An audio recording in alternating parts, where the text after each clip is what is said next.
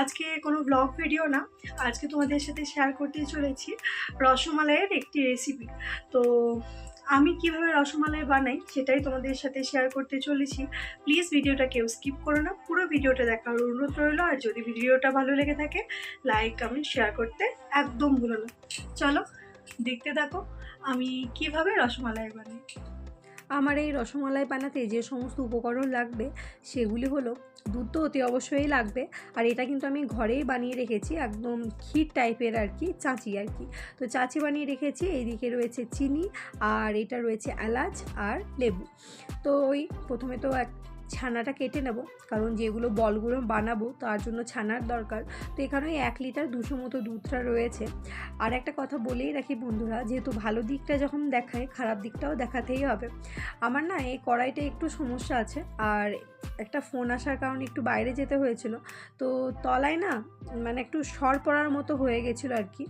আর তারপরে যখন লেবুটা আমি দিই ছানাটা কাটার জন্য, তারপরে যখন নাড়াচাড়া করতে যাই দেখি নিচেতে একদম মোটা সরের মতো পড়ে গেছে, আর সরটা একটু আর কি লাল লাল টাইপের হয়ে গেছে। কিন্তু এতে কোনো পোড়া বা জ্বালার গন্ধ কিছু আমি পাইনি। তো ওই উপরে উপরে সরটাকে ভালোভাবে ফেলে দিয়েছিলাম, মানে ছানাটা কাটছি আর কি। এই ছানা কাটতে গিয়ে যখন নাড়াচাড়া করতে যাই তখন দেখি যে এটা হয়েছে আর কি, নিচেতে একটা পাতলা আর কি আস্তরণ পড়ে গেছে। তো এটাই বলবো, এই দুধের কোনো একটা আইটেম বানাতে গেলে ওতে অবশ্যই সতর্ক রাখবেন, নাহলে কিন্তু পুরো জিনিসটা একদম নষ্ট হয়ে যায়।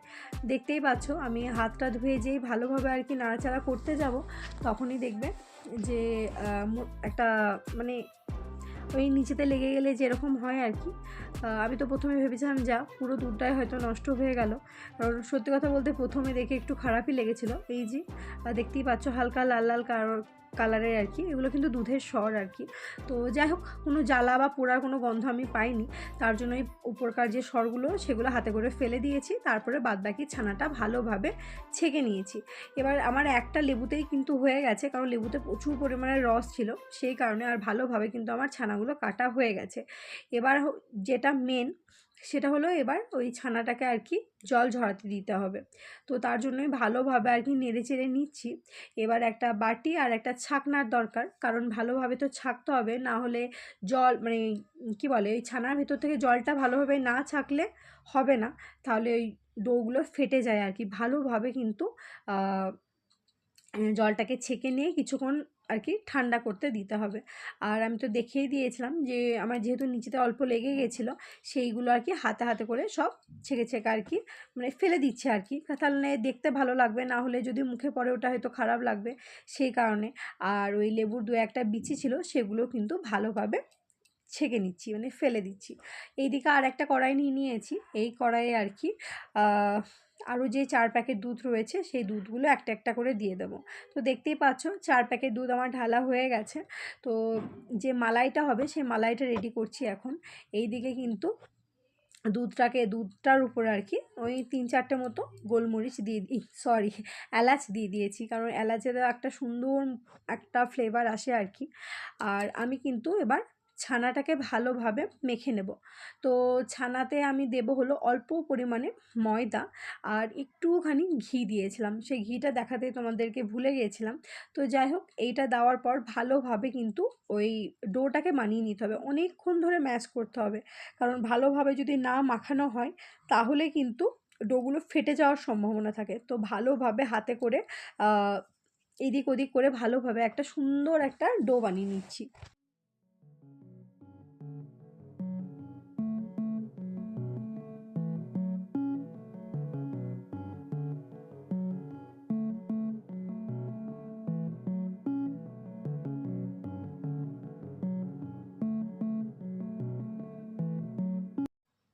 আমার কিন্তু ছানাটাকে ভালোভাবে মাখানো হয়ে গেছে।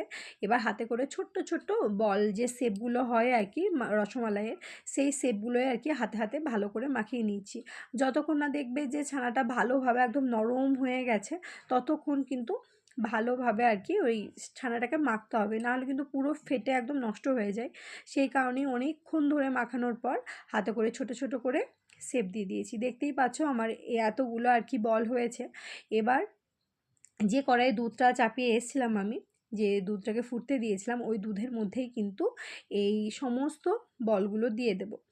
আর একটা একটা করে দিতে হবে, একসঙ্গে পুরো ঢেলে দিলে হবে না, কারণ ভেঙে যাওয়ার সম্ভাবনা থাকে, তার জন্য একটা একটা করে দিচ্ছি।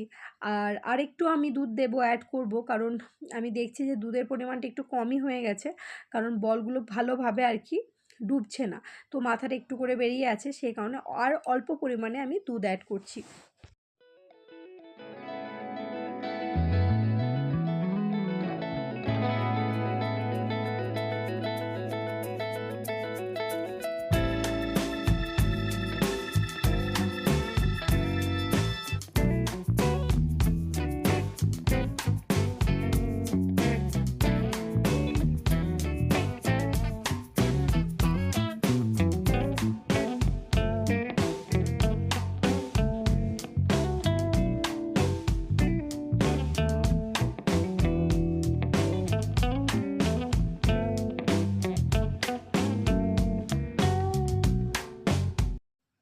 এই বলগুলোকে কিন্তু ওই 20-25 মিনিট মতো আর কি ভালোভাবে সিদ্ধ করতে সময় দিতে হবে, না হলে হবে না। তার জন্য ওই 20-25 মিনিট মতো ভালোভাবে সিদ্ধ হয়ে যাওয়ার পর আমি কিন্তু চিনি অ্যাড করব। এতে এতটা পরিমাণ আমার চিনি লাগবে না, ওই হাফ হাফ মানে 1 বাটি চিনি ছিল তো হাফ বাটি চিনি ইউজ করলাম।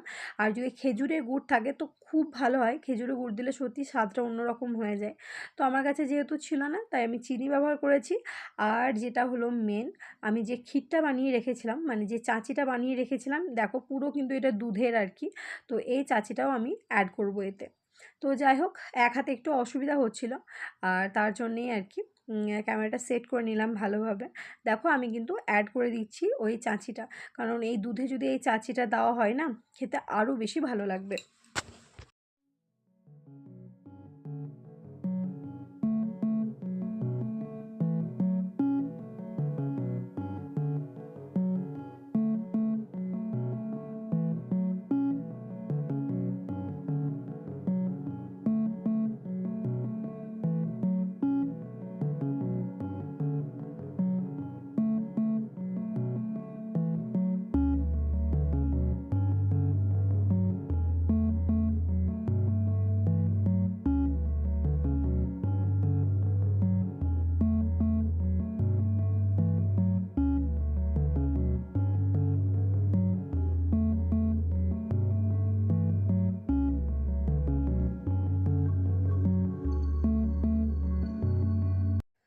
আর একটাই কথা বলবো বন্ধুরা, প্লিজ ভিডিওটাকে স্কিপ করো না, পুরো ভিডিওটা দেখার অনুরোধ রইলো। আর যদি আমার এই রসমালাইয়ের রেসিপি ভিডিওটা তোমাদের ভালো লেগে থাকে, লাইক কমেন্ট শেয়ার করতে কিন্তু একদম ভুলবে না।